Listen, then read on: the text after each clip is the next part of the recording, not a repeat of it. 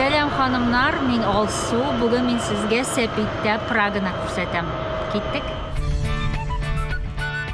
2020-yilda dunyoda Covid turganda Pragada velosipedda yuruvchilar soni 60% ga ortgan emish. Shularning birisi men. Velosiped menga tug'an kunga bo'lak edi. Ol chaqda men u bo'lakka shotlansam da, әле meni оның bilan бәйле ни qadar rahat ham lazzat kutganin albatta birda shamolamay edim. Men аңа atlanib ishga da yurdim. Boshni bo'shatırga bir shuli o'y fikrlarni tartibga solar uchun uydan chiqib ketib, aylandirdim pedallarni. Jil, zo'r tezlik, iriklik ham baysizlik. Pragada 500 chaqirim velosiped yo'li bor. Ularning 200 dan ortig'i maxsus sızilgan, mashina yo'lidan chettaraq o'rnashgan. Butun kishiga yetarlik.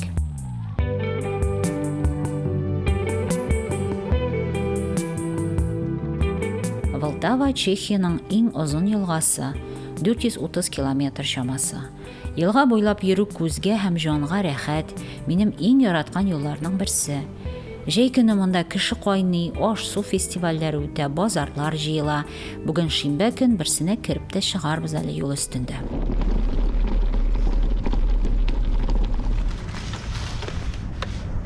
Mana shahar o'zagida yururga tilasangiz, shunday toshlardan da yururga to'g'ri kelazrak, bigrakda yilg'a bo'yinda. Lekin shu qadar motorlik menga tuzib bo'la. Ana deginda yiroqda ko'rasizmi? Praga podsho saroyi. Mana shunda biz hozir. Ayda, Allohga topshirib ketdik.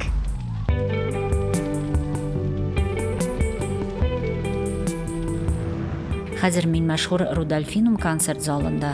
Bunda dunyo ko'lam tanilgan Praga yozi muzika festivali o'tdi. Eng belgili chex kompozitori Antonin Dvorak. Uning Russalka operasi muzikasi bek motor.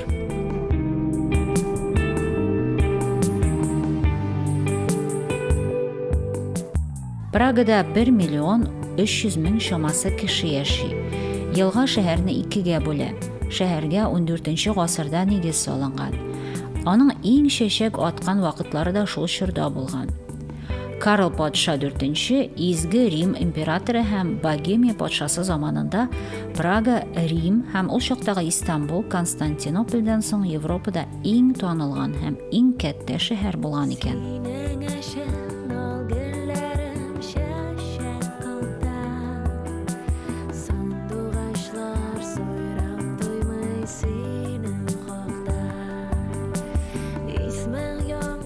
Karl podsho 4-chi donliqli Karl ko'pirini da negiz toshin o'zi solgan. Birinchi kirpishni ol tuzilishga 1357-yilning 9-iyulida ertangi 5:31 da tig'ib qo'ygan emish. Ko'pirning motorligini ko'rish uchun menda kishi bo'lmaganda kelirga kerak. Men 5:30 da kelib jeta olmadim, lekin soat ertangi 7ni o'tib bora. Covid zamanlarına qadar menda endi shu vaqtda oyoq bosarlik tugul edi. Tuni bo'yi kishi edi bu ko'pirda. Menga hozir kim ishonaydi? Mena Pragada da qo'lingni shulay qo'yib, tilak tilay bir o'rin bor. Durusini aytganda 20 yildan ortiq yashab, umrda da bunda qo'limni qo'yib tilak tilaganim yo'q. Ham tilaklarim Allohga shukr turmushga osha bora.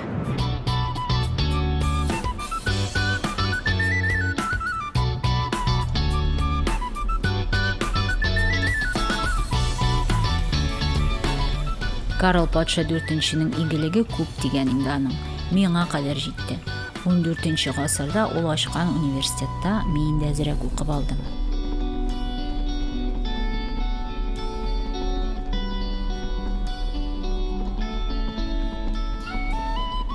Praganing podsho saroyi dunyoda eng zo'risi emish. Buni o'sha safarga chiqqancha bilmaydim. Onda podsholarning zotli inji marjanli tojlarida saqlanar ekan, yashirib tutalar. Yil sayin podsho saroyini qararga deb 1,800,000 turist kelgan ekan Covid zamonina qadar. Tag'in kelsinlar edi. Bizga munda yashovchilarga bu o'rinlarni tanishlab qarab shigu rahat bo'lsa da, bu burungi shahar turistlarni niq sog'ina menimcha. Yil sayin Chexiyaga 10 million turist kelib ketadi. Elning o'zida da 10 million kishi yashaydi. Mana o'ylab qana qarag'iz. Аларга хезмәт күрсәтүче, ашатучы, кунак итүче күпме кеше эшсез калган. 400 меңнән артык дигән сан укыдым. Аларның гаиләләре һәм балакайлары да теләгәнчә яшәсен иде, бөтен кешенең теләгән эше булсын иде Ходаем дип тели юлны дәвам итәм. Минем мәхәббәтем Петрин тауы Праганың нәкъ үзәгендә урнашкан. Моннан шәһәргә иң матур манзара ачыла. Булар барысы да патша сарае тирәләре. Булдымы? Монда меню авыр, ләкин бу манзараны сезгә күрсәтмичә булдыра алмадым.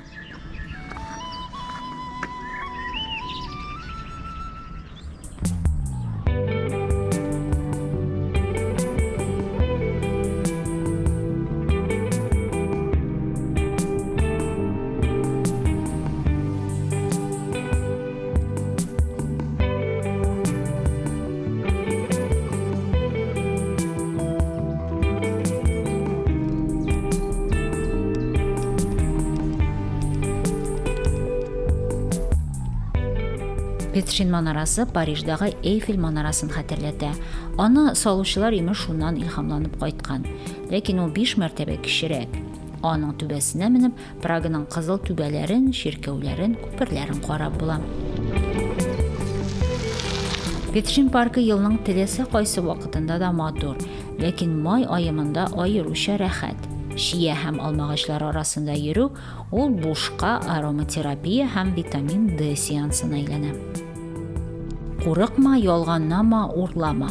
Бу элекке Чехословакиянең беренче президенты Томаш Гарик Масарик сүзләре. Милләтнең атасы диләр аны. Халык аны Карл патшадан соң икенче иң бөек чех дип саный. Чехословакия 1918 елның 28 октябрендә төзелгән. 1938-45 еллар арасында монда нациялар оккупациясе, 48-дән 1989-га кадәр Советлар идарәсе булган. 93 елның 1 январында Чехия белән Словакия тыныч кына килешеп аерылышкан.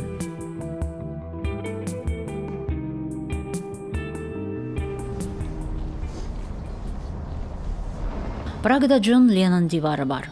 1980 елда аның фаҗигале үлеменнән соң шәһәр үзәгендә бер диварда җырчының портретын ясыйлар. Соңыннан граффити рәссамнары җыелып, аны үзгәртәләр, яңаларын ясыйлар, җырларының сүзләрен язалар, истәлекләрен калдыралар. Күрәсезме теге кечкенә балконны, ике генә кеше сыярлык кечкенә балконны. Теге сүзне әйтәсем дә килми бүтән. Шул заманнар үтсен дә, миңа монда яңадан тәмле итеп кәһвә эчәргә насыйп булсын дип телим.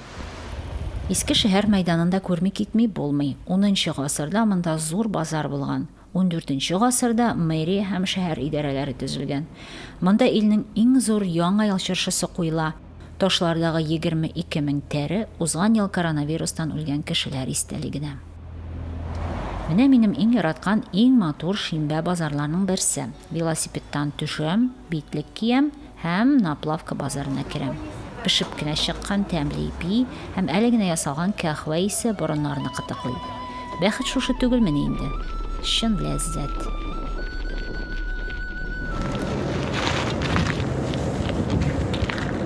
Шушы матур орында, ханымнар, хатын-кызлар, мин сезнең өчен бу видеоны тәмамлыйм. Шушындый рәхәт һәм бәхет сезгә дә телим. Көннәр матур булсын, кояшлы булсын. Praгадан алсу иде.